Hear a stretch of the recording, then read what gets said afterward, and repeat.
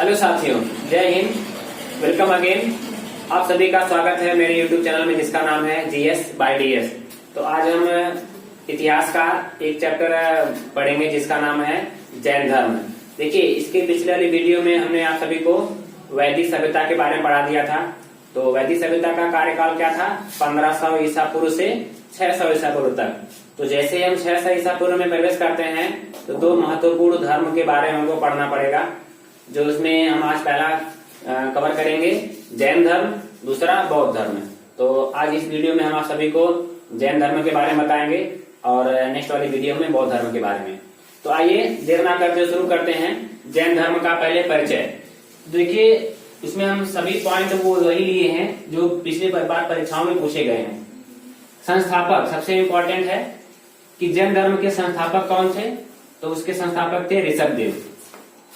और ये हम यहाँ पर फर्स्ट लिखा, इसका मतलब ये क्या है कि ये पहले तीर्थंकर थे। तीर्थंकर क्या होता है? जैसे इस धर्म में जो प्रमुख संत हुआ करते थे, जो प्रमुख उपदेशक हुआ करते थे, जिनके उपदेशों को लोग मानते थे, उन्हें तीर्थंकर कहा गया। तो सबसे पहले तीर्थंकर भी यही थे, ऋषभदेव थे, और संस्थापक भी यही थे। और दूसरा प्रमुख तीर्थंकर इसमें आप सभी को मिल जाएगा देखने को। और ये तीर्थंकर की सूची कहाँ से मिली है? ये मिली है कल्पसूत्र नामक पुस्तक से, जो जैन धर्म की प्रमुख पुस्तक है कल्पसूत्र, जिसके लेखक हैं भद्रबाहु। उनमें इस जो है प्रमुख तीर्थंकरों की सूची मिली है। अब इसमें क्रमशः पूरा 2400 तीर्थंकर के नहीं है, कुछ है जैसे अजितनाथ दूसरे तीर्थंकर थे, संभव तीसरे थे, समपार्श्व जो है 7वें थे, शांति नाम के तीर्थंकर थे जो 16वें थे, और नामी 21वें, अरिष्टनेमी 22वें, पार्श्वनाथ 23वें तीर्थंकर थे, और महावीर स्वामी 24वें और अंतिम तीर्थंकर थे। इसमें दो चीजों के बारे में बताते हैं, पार्श्वनाथ और अरिष्टनेमी। देखिए, पार्श्वनाथ जो काशी के महाराज थे, उनका नाम था अश्वसेन, ये उनके पुत्र थे। वो इक्ष्वाकु वंश के राजा थे, काशी में रहते थे। ये पार्श्वनाथ उन्हीं के लड़के थे। अरिष्टनेमी और पार्श्वनाथ दोनों के जो उल्लेख है ऋग्वेद में नहीं मिलता है। हालांकि इनका तो उल्लेख मिलता है कल्पसूत्र में, लेकिन पार्श्वनाथ और अरिष्टनेमी का उल्लेख जो है ऋग्वेद में भी मिलता है। ये श्री कृष्ण के समकालीन बताए जाते हैं। अरिष्टनेमी जो है श्री कृष्ण के समकालीन बताए जाते हैं। प्रसिद्ध पुस्तक, ये प्रश्न पूछा गया है कि जैन धर्म की प्रसिद्ध पुस्तक क्या नाम है? इसका नाम है कल्पसूत्र। इसके रचयिता है भद्रबाहु। और प्रथम जैन भिक्षुणी चंपा थी। चंपा कौन थी? ये दधिवाहन की पुत्री थी। एक राजा थे दधिवाहन, उनका नाम था, ये उनकी पुत्री थी। एक इम्पोर्टेंट चीज है ये, देखिए कि ईश्वर की मान्यता नहीं है। जैन धर्म में ईश्वर की मान्यता नहीं है। जैन धर्म के लोग पुनर्जन्म में विश्वास रखते थे, लेकिन ईश्वर की मान्यता उनमें नहीं है। उनका मानना था, वे कर्म पर विश्वास कर रखते थे। जैसा आप कर्म करोगे वैसा फल आपको मिलेगा। यहाँ तक कि पुनर्जन्म में भी विश्वास था। अगर हमारे इस जन्म में अच्छे कार्य हैं फिर भी हमको तकलीफ हो रही, कष्ट हो रहा है, उनका मानना था कि आप पूर्व जन्म में कोई पाप किए होंगे, कोई अनिष्ट कार्य किए होंगे। जैन धर्म के त्रिरत्न क्या है? सम्यक दर्शन, सम्यक ज्ञान और सम्यक आचरण। ये तीन जो है त्रिरत्न के नाम से जाने जाते हैं। लेकिन ये तीनों आसान नहीं है। इनकी साधना करना ये 5 महाव्रतों के ऊपर डिपेंड करता है। ये कैसे संपूर्ण हो सकते हैं? 5 महाव्रत हैं। अहिंसा, अहिंसा मतलब किसी को अपने तन या मन से या वाणी से कष्ट देना हिंसा होती है, और कष्ट ना देना वही अहिंसा होती है। हमारी बोली से भी किसी को कष्ट पहुंचता है तो वो हिंसा होती है। सत्य वचन, सर्वदा सत्य बोलना।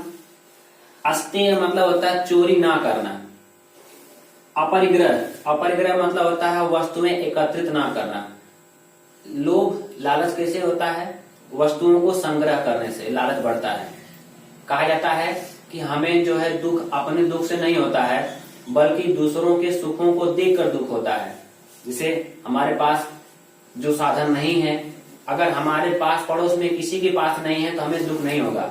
लेकिन हमारे पास पड़ोस में सभी के पास ऐसे विलासतापूर्ण साधन उपलब्ध हो गए, किसी के पास मोटर वाहन हो गया, किसी के पास आलीशान बंगला घर हो गया, हमारे पास नहीं है, तब वहां हमें दुख होता है। तो लेकिन अगर इस व्रत का पालन करेंगे अपरिग्रह, तो आपको कष्ट या दुख नहीं होगा। ब्रह्मचर्य, ब्रह्मचर्य के बिना आप अपरिग्रह नहीं कर सकते हैं। तो ये जो सम्यक दर्शन, सम्यक ज्ञान और सम्यक आचरण है, ये इन 5 महाव्रतों के माध्यम से पूरा हो सकता है।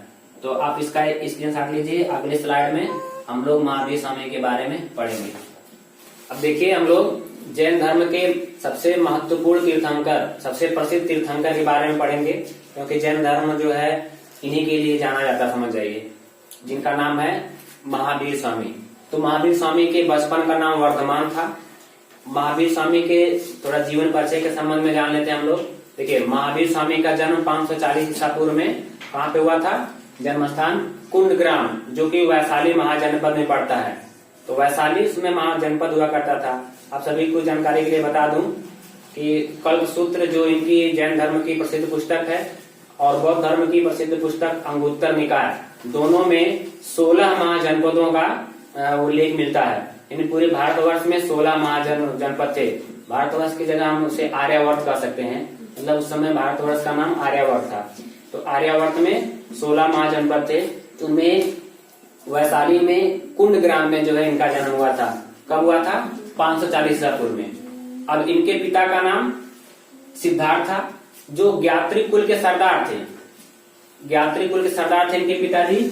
और इनकी माता का नाम था त्रिशला, जो लिच्छवी गणराज्य, अच्छा, उस समय भी गणराज्य हुआ करते थे। गणराज्य से मतलब है कि जिसका राजा जनता के द्वारा चुना जाता था, तो वो गणराज्य हुआ करता था। तो एक प्रश्न है कि एक सबसे प्राचीन गणराज्य का नाम बताइए, तो लिच्छवी जो है एक गणराज्य हुआ करता था। तो वहां के राजा चेतक की बहन थी, जिनका नाम था त्रिशला। यह जो है उनकी माता थी महावीर स्वामी की। इसके बाद इनकी पत्नी का नाम यशोदा था। इनकी एक पुत्री थी जिनका नाम था अनुजा प्रियदर्शिनी, जिनकी शादी हुई थी जामिल से।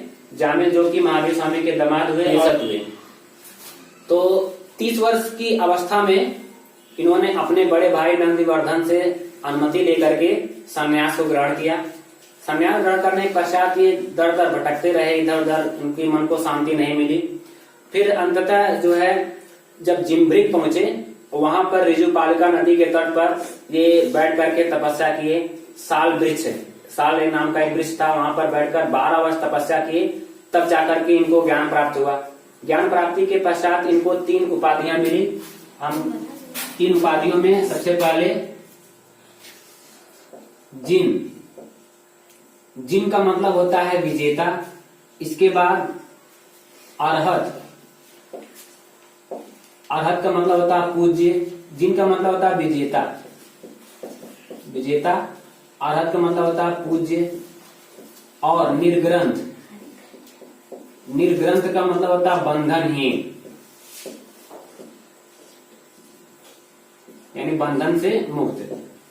ज्ञान प्राप्ति के पश्चात इनको जो है 3 उपाधियां मिली, जिन, अरहत और निर्ग्रंथ। निर्ग्रंथ मतलब होता है निर्ग्रंथ, बंधनहीन। अब देखिए, मृत्यु इनकी हुई थी 468 ईसा पूर्व में, 72 वर्ष की आयु में। कहां पर?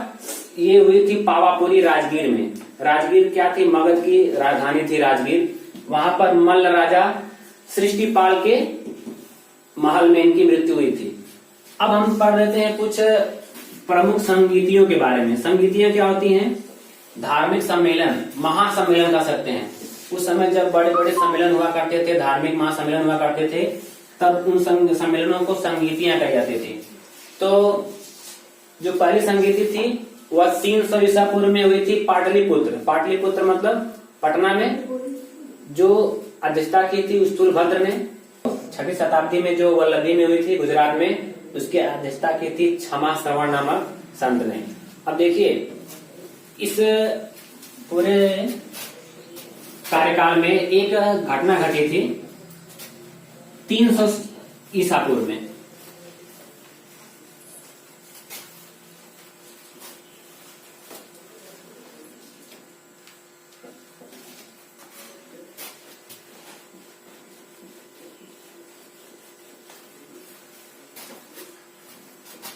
बात है 300 ईसा पूर्व की। 300 ईसा पूर्व में जो है मगध में भीषण अकाल पड़ा। 12 वर्षों का भीषण अकाल पड़ा। अकाल क्या होता था? पहले जो है जो सिंचाई के प्रमुख साधन थे क्या थे? वर्षा थी। वर्षा ही जो है लोगों के पानी पीने का साधन था। वर्षा का जल इकट्ठा करके लोग तालाबों में सिंचाई, खेतों की सिंचाई करते थे, पशु पालन में मध्य प्रयोग करते थे। लेकिन 300 ईसा पूर्व में जो भीषण अकाल पड़ा और उस समय महावीर स्वामी के जो 2 प्रमुख शिष्य थे, इनका एक का नाम था भद्रबाहु और दूसरे का नाम था स्थूलभद्र। भद्रबाहु और स्थूलभद्र 2 प्रमुख शिष्य थे महावीर स्वामी के। और भद्रबाहु जो है अपने कुछ अनुयायियों के साथ, अपने कुछ शिष्यों के साथ चले गए कर्नाटक। कहाँ चले गए? कर्नाटक। ठीक है। अब कर्नाटक चले गए तो वहां से जब वापस लौट कर आए, मगध में लौट कर आए, तब तक जो है भद्रबाहु और स्थूलभद्र दोनों लोगों में काफी मतभेद हो चुका था।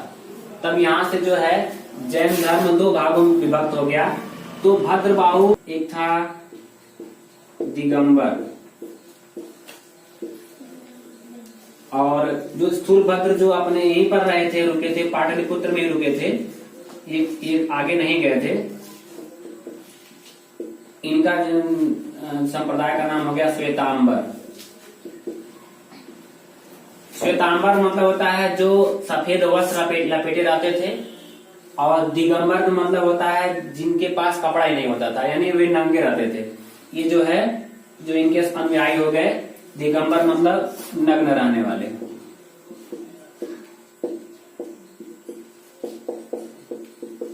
और श्वेतांबर मतलब सफेद कपड़ा या श्वेत वस्त्र,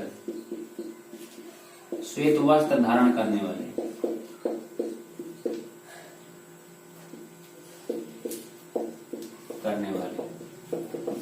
तो इस तरह से हमने देखा कि जो जैन धर्म है ये 2 संप्रदायों में बट गया। कैसे बटा? जो भद्रबाहु थे वो चले गए थे कर्नाटक, जब अकाल पड़ा था वापस लौट कर आए तो स्थूलभद्र और इनके में काफी मतभेद हो गया।